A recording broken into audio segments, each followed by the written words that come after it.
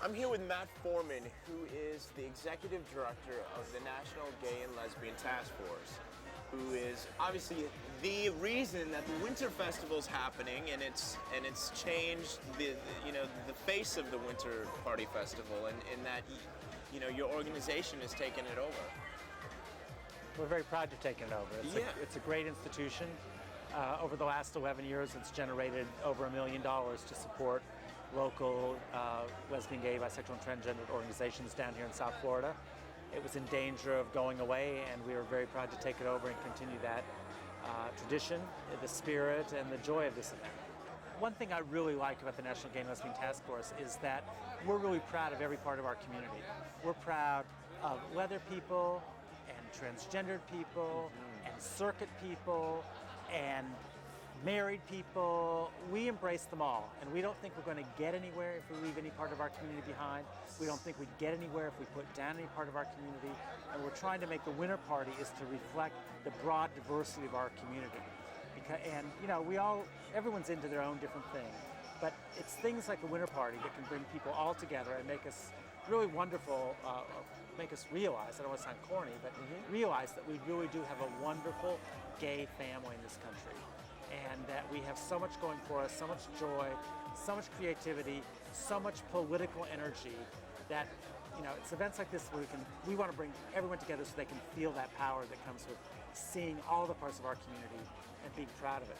We really believe that issues overlap, that there isn't just the gay rights issue, that our issues overlap with issues of racial and economic justice, that our gay issues overlap with a woman's right to choose, that unless we all get in the boat together and row together, we're all going to go down together.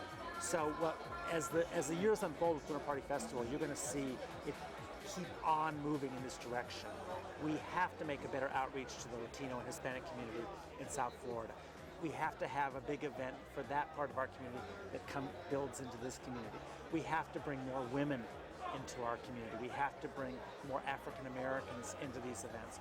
And that's our goal, not just to make money, but to bring people together. This is such a great event, and I know it's unique to Miami, but I probably speak for many. I would love to see it across the U.S., maybe in California or New York. Well, what we do on a daily basis is fight for equal rights. We don't produce parties. And this is an enormous undertaking for our organization. It involves, a huge commitment on our part.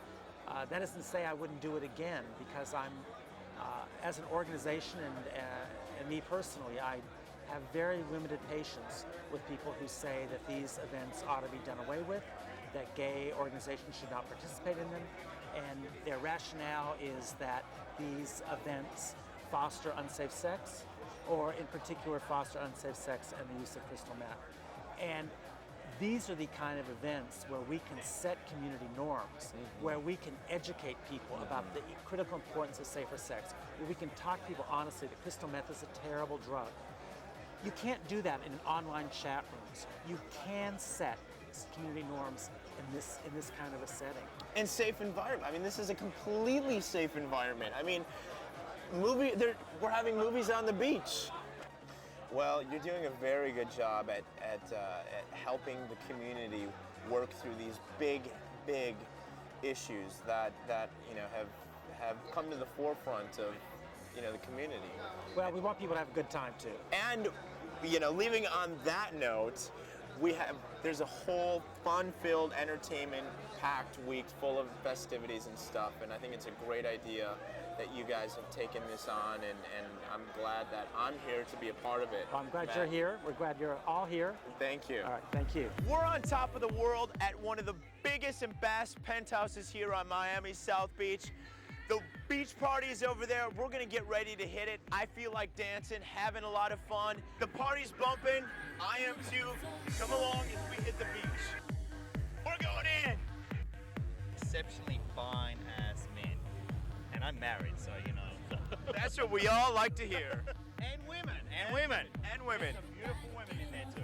Well, then let's waste no more time and let's go in. What keeps getting better and better and better?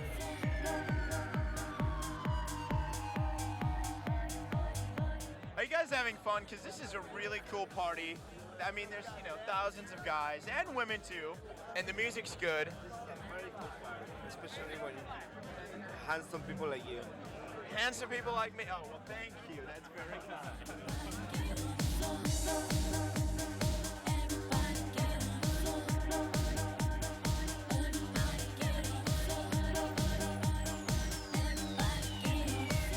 Have you had a great week so far? The Winter Party Festival has been a lot of fun. There's a lot of different events, and there's more cultural stuff this year.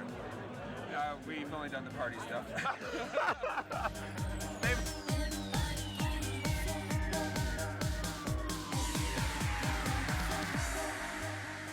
So where's the kiss you promised? Where's the kiss? I don't know. You can give me a kiss. Oh, how sweet is that? Oh, beautiful. I want one in the mouth. Oh, well, I don't know about... How are you guys doing? Pretty good. How are you? Great. You must be getting a lot of attention. We are. We posed for many, many, many photos. After we tried walking this way, so many pictures. It's so fun here. And now you're on TV. How does that feel? Now we're on QTV, right? Q television. Q television. And you're on Q on the Move, you'll be broadcast all over the country. And we look great. And you do look great. It's something. How did you do this? Because this is like. Glued. How long did that take? It took about 2 hours, piece by piece, and then mine Did took you do an hour. yours? You took I did mine.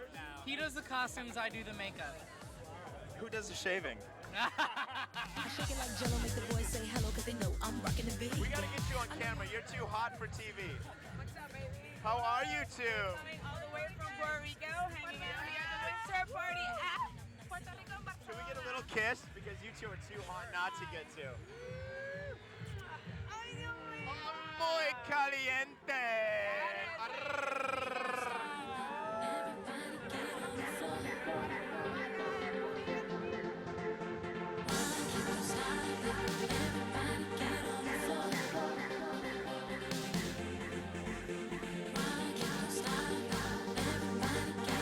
The Winter Party Festival hires the best police in town. They dress me in this sexy outfit that I just love to wear, getting a lot of attention. Well, it's so appropriate because everyone else is, dressed sexy and shirtless, and why not dress the police that way? Absolutely, why not have a theme and be a character? It's just an opportunity to dress up, have fun, let your hair down, and just have a good time. I gotta tell you something. What do you have to tell me? I didn't use this stick. What stick did you use? Ha ha ha ha. So this is a nice little outfit you have here. You've got cuffs and the key. Who gets the key? The lucky guy. And who's the lucky guy? He could look like him. He's cute. Yes, he's very cute.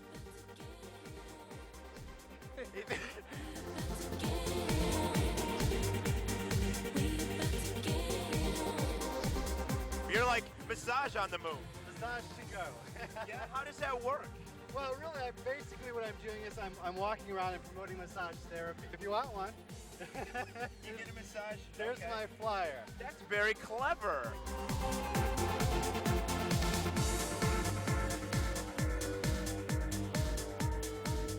Dr. Teller was telling me he specializes in implants, tricep, bicep, and what else? And I did cure just last week.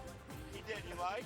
What's amazing, over the 20 years I've been doing pec implants, men have come back and said, I wish you could give me a bigger arm too. I said, no, it can't be done, it can't be done. But then I started asking, why can't it? So about 10, 11 years ago, I developed a little technique for putting these really soft implants into the bicep and the tricep.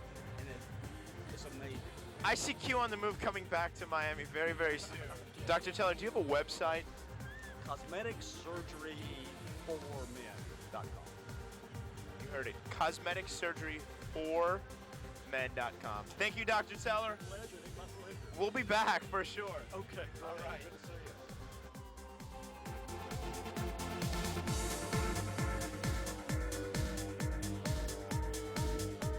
you. We're ready to hit the town now, go into the evening. stay with us for more Q on the Move, Miami's South Beach.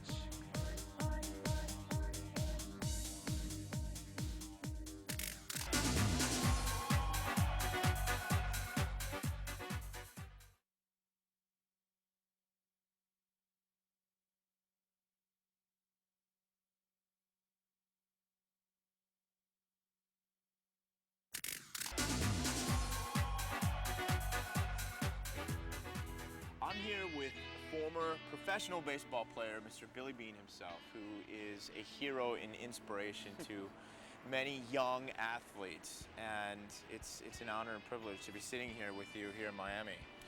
Glad you guys made it down for our big weekend. It's going to be a lot of fun for everybody. Well, it's nice that you're kind of acting as a spokesperson for this event. You know, with your influence and your background as a professional athlete, I find it very interesting, and I think a lot of people are wondering, how was it growing up and going through your life as an athlete and not being out? Well, I think for me, I grew up in a very large conservative family, and my stepfather was in the military. So for me, I didn't really identify as a gay male until really into my 20s. It wasn't really until about my 5th or 6th year in pro baseball that I was really, I guess, understanding who I was and addressing that. You know, my sexuality became, you know, an issue for me and something I had to address.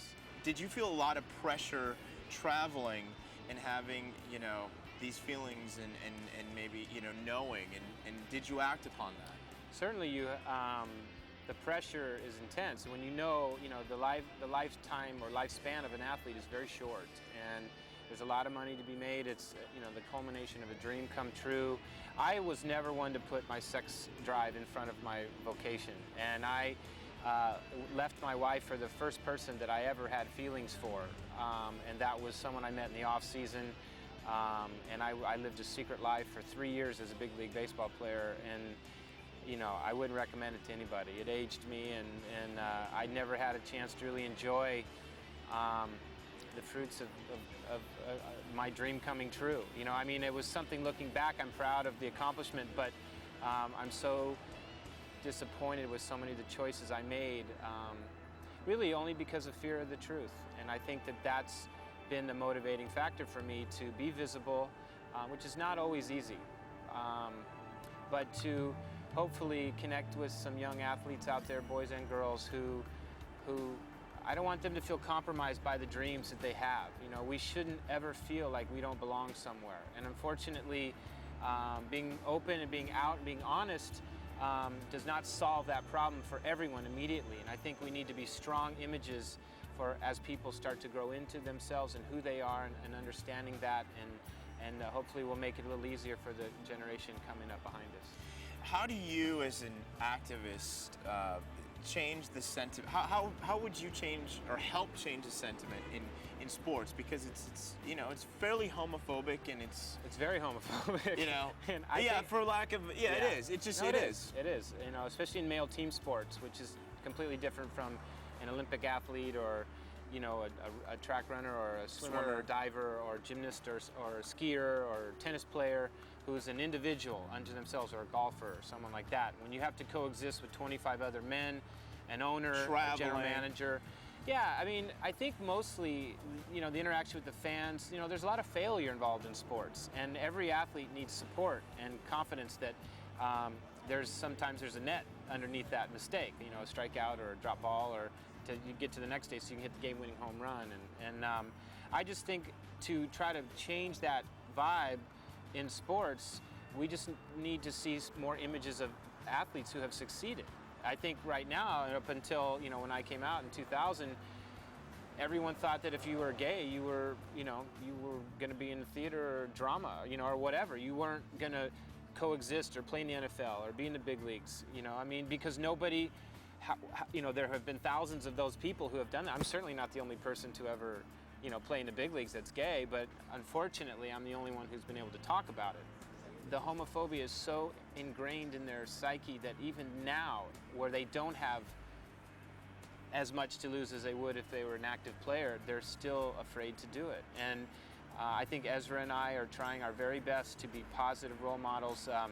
Billie Jean King, myself, Martina Navratilova, and Ezra are ambassadors for the Gay Games in 2006 in Chicago. You know, we're sponsoring that. Q Television I think is it's the a full wonderful. We're covering it Yeah. exclusively. That's great. I mean, that is going to help bring some exposure to, hey, you know, there are accomplished athletes. I let my sexuality get in the way of my success, and I walked away in the prime of my career when my partner passed away.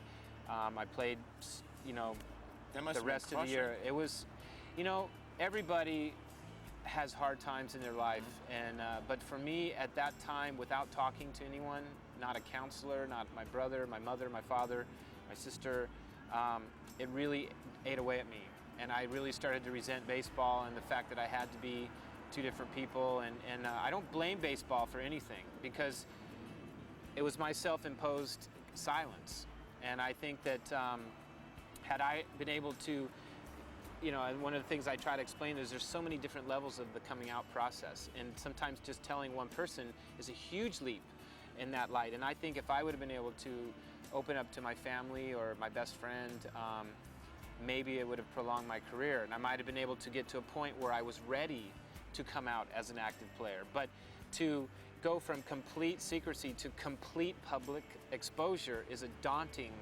thing to ask of anybody, especially when you got to play in front of 30,000 fans every night. Absolutely. So, to me, I remember there was some points where I just felt like I was going to completely break down, you know, with remembering those days, walking in and out of the clubhouse and feeling like if these guys who are my brothers, that I played many of them with for many years, if they knew who I was, would they still care about me, or would they still want me on the team? And those are hard questions to, you know, because I never gave them a chance for me to find out either. And it was all out of fear.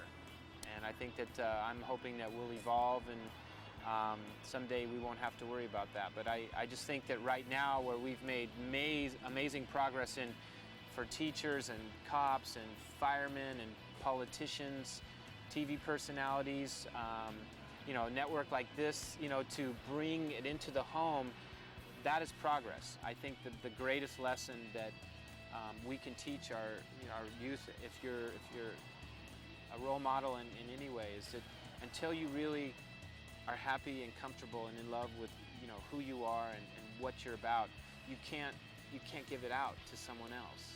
And when you try so hard to make everybody happy, which is what my life was all about, you know, I think there's millions of us who are perfectionists and straight A's and wanted to make their parents proud. Either we were like that or we completely rebelled, because they're both extremes, you know, and it's been probably the hardest hurdle for me as a person, as my own family, you know, getting over me wanting them to accept me 1,000 times over, which they already have. But I think for everyone, the coming out process, it's the beginning of your life. It's not like, okay, I did it and now it's all, you know, a piece of cake.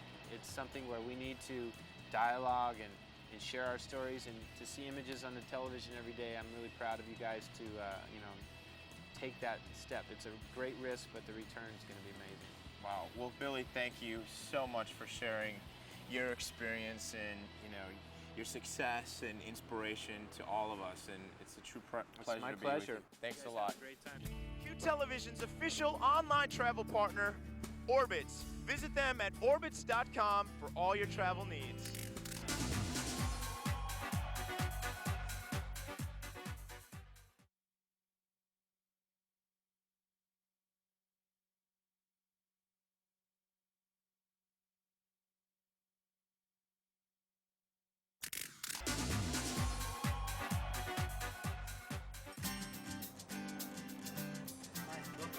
Welcome to the winter party. Welcome to the winter party. All right, we're here at the Nikki Beach Club in Miami Beach, and I'm with Joe Guerrero, who's the chair of the Winter Party Festival. And tonight, there's going to be a movie on the beach, and everybody's going to be able to enjoy it underneath the stars. Joe, Yes. How did you get involved with the Winter Party Festival? It was about 5 years ago. I was a volunteer, and I worked the front door at a club. And I just realized that there could be some changes made. You know, it's always about growing. And I had worked for an HMO as an administrator, and I just thought there could be some changes made. and they were willing to listen. So I got involved, and then I became volunteer coordinator, and we went from 225 volunteers to over 600 volunteers in 1 year. No, thank you. I really appreciate it. And I wasn't sure at first, but like I said in one of the articles, the volunteers were calling me, and I'm so glad I did it. It's been a wonderful experience, so never say never. And then I became involved in the board, and then the task force took over Winter Party. And when they took over Winter Party, they asked me if I would chair the event, because I have the history. I've been involved for 5 years, and they're the future. So I said yes. I wasn't sure at first, but I'm glad I did. It's been a great experience. They're a very professional group.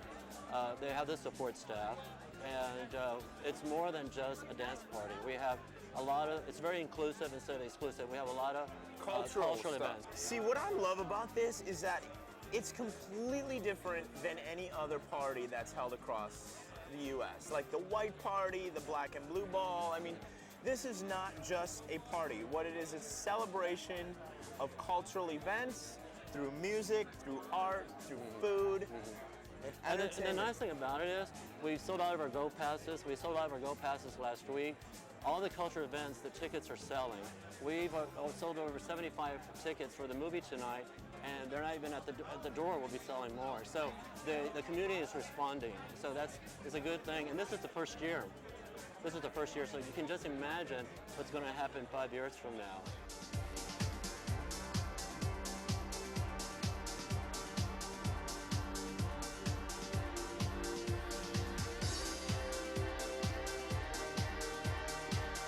I'm in the center of it all here on the dance floor at the one and only pool party at the Winter Music Festival. Look at all these beautiful guys. They're all looking at you.